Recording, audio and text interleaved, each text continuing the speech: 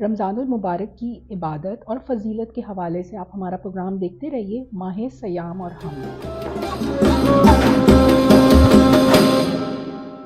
अस्सलामुअलैकुम, आप देख रहे हैं प्रोग्राम माह सयाम और हम, और मैं हूं आपकी मेज़बान सना ज़हीर। रमज़ानुल मुबारक के हवाले से आज जिस मौजू पर हम गुफ्तगू करेंगे वो है मयाना रवी।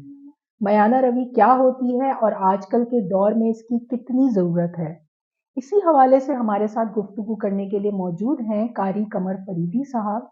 अस्सलाम वालेकुम। आपका बहुत शुक्रिया कि आपने इस टॉपिक के हवाले से हमसे गुफ्तगू करेंगे।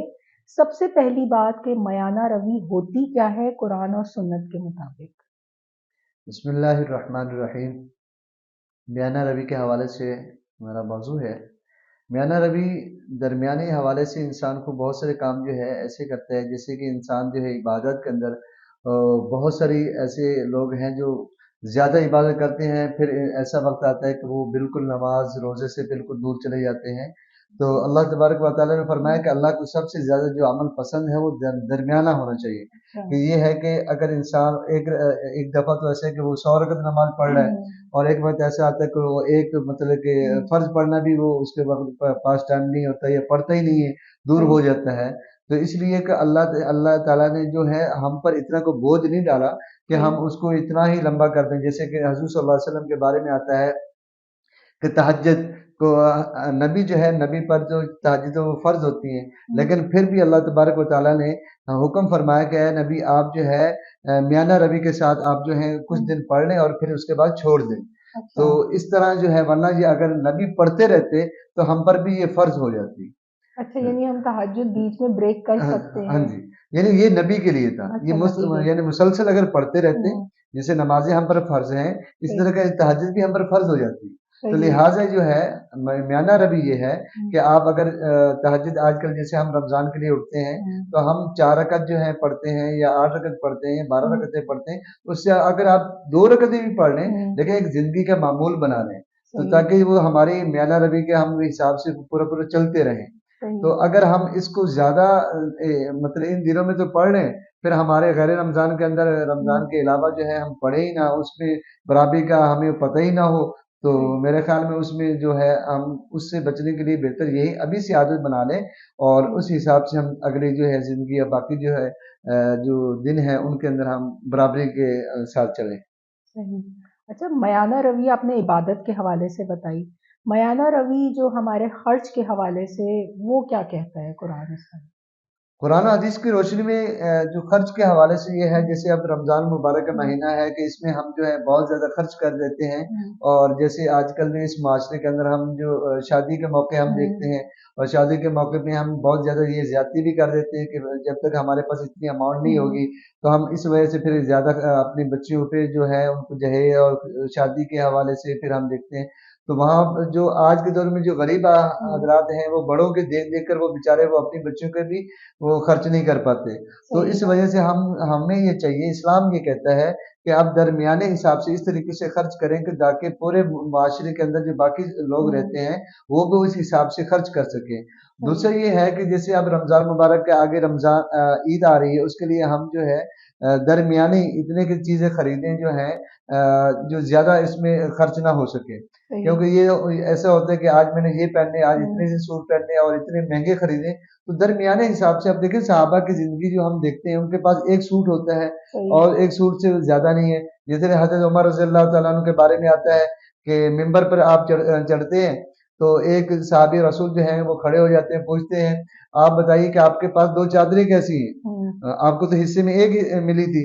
तो कहते हैं कि हज़रत उमर रज़ियल्लाहु फरमाते हैं कि मेरे पास तो एक ही थी, इसका जवाब मेरा बेटा ही देगा। तो वो फरमाते हैं कि अब्दुल्ला जो है हज़रत अब्दुल्ला बिन उमर रज़ियल्लाहु तआला अन्हु खड़े होते हैं, कहते हैं कि मेरे हिस्से की जो चादर थी वो मैं अपने वालिद साहब को दी है। तो यहाँ तक ये इस्लाम ये वाक़या हमें ये बताता है कि मियाना रवि से अगर इंसान चलता है, तो उससे इंसान के फिर बाकी मामलात जो ज़िंदगी के वो अच्छे हो जाते हैं। ये शुरू में जैसे हमारी पेमेंट आती है, सैलरी आती है, हम शुरू में तो बहुत ज़्यादा खर्च कर लेते हैं, और एंड में हम परेशान होके बैठे होते हैं। सही बात है। तो ये चीज़ें जो है दरमियाने हिसाब से चलें, तो फिर इंशाल्लाह हमारे जो मामलात जो बाकी हैं वो ठीक हो जाएँगे। अच्छा, एक चीज़ मैंने देखी है, लोग जो है कि जब हमारे ख़ानदान में कोई फ़ौत हो जाता है, تو لوگ اس کے لیے بھی بہت زیادہ خرچہ کرتے ہیں، تو کیا اسلام میں جائز ہے اس حوالے سے؟ نہیں، اسلام میں تو جائز نہیں ہے، ہم لوگوں نے اپنے حساب سے یہ چیزیں ایڈ کر لی ہیں، لیکن آپ کا بہت اچھا سوال ہے۔ یہ میرا بھی آپ یہ سننے والے حضرات ان سے سب سے یہ کہوں گا کہ جس طریقے سے آج اس دور کے اندر ہم خرچ کرتے ہیں، اور یہ جو ہمارے حساب آج اس معاشرے ہم گاؤں کے حساب میں دیکھتے ہیں، وہ کہتے ہیں کہ اگر میں نے اپنے والد صاحب کی فوتگی پہ اتنا خرچ نہیں کیا، اتنی ڈشیں نہیں پکائیں، تو میرا جو خاندان کے لوگ مجھے کیا کہیں گے، دیکھو جی اس کے باپ نے تو اتنا کچھ خرچ کیا تھا اور اس کے لیے اتنا کچھ چھوڑ کے چلا گیا، اور آخری وقت کے اندر اس نے یہ وصیت کی تھی، اور میرا یہ حق بنتا ہے کہ میں اپنے والد پہ یہ خرچ کروں۔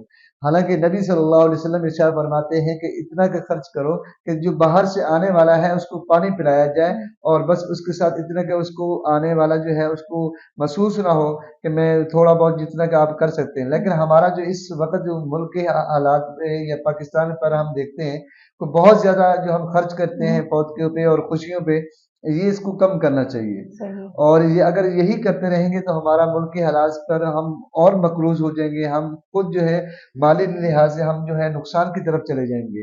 تو جیسے آج کے دوسرا یہ بھی ہے میرا ذہن میں ایک سوال آ رہا ہے کہ جیسے ایک گھر کے ایک فیملی ہے، ان کے 4 بچے ہیں، 2 بیٹی ہیں 2 بیٹے ہیں، اور ہر ایک بچے نے بیٹی نے الگ الگ جو ہے اپنی گاڑی رکھی ہوئی ہے۔ اب اسی پہ اگر انسان وہ کرے کہ ایک 4 گاڑی ہیں اس کو 2 پہ کر دے، 2 پہ نہیں تو مطلب ایک کرے، نہیں تو 2 ہو جانی چاہیے، تو یہ میانہ روی کے ساتھ انسان چلے گا تو یہ باقی جو ہے پریشانی جو ہے وہ ان کی ختم ہو جائیں گی۔ اگر ہم شروع سے، جیسے میں نے پہلے کہا کہ ہم شروع سے اسٹارٹنگ میں ہم بہت آگے تک چلے جاتے ہیں، بہت خرچ کرتے ہیں، اور اینڈ میں ہم پریشان ہو کے بیٹھے ہوتے ہیں، ہمارے پاس اتنی نہیں ہوتی کہ ہم باہر سفر پہ چلے جائیں یا ہم کوئی اور چیز خرید لیں، وہ ہمارے لیے مشکل ہو جاتی ہے۔ صحیح، یہ ہماری گفتگو رہی میانہ روی کے حوالے سے۔ امید کرتی ہوں کہ آپ اپنی زندگی میں، اپنے اخراجات میں اور اپنی عبادات میں میانہ روی اختیار کریں گے، اور آپ کا کوئی بھی کوسچن ہو نیچے کمنٹ میں مینشن کیجیے گا، اور ہمارا چینل لائک کیجیے گا، سبسکرائب کیجیے گا۔ ہمیں اجازت دیجیے گا، اللہ حافظ۔